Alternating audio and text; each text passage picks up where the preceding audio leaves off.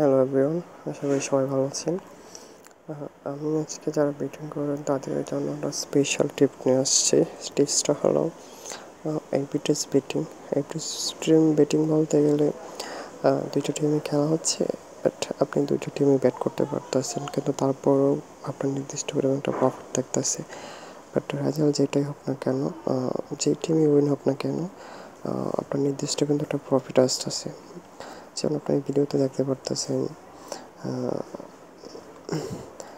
অনস্পিড team two rate 1.68 এবং best 365 team one rate 3।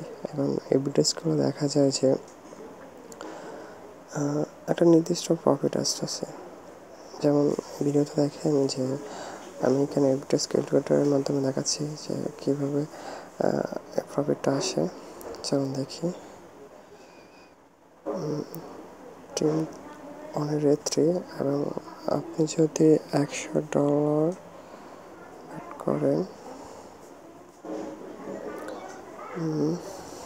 দেখেন এখানে 7.98% কিন্তু আপনার প্রফিট আসতেছে। দেখেন লস নাই বললেই চলে, রেজাল্ট যেটাই হোক না কেন, রেজাল্টের উপর কোনো আপনি যে কোনো দুইটা টিম নিয়ে বেট করেন না কেন, আপনার নির্দিষ্ট একটা প্রফিট থাকতেছে। এটা কী বলে?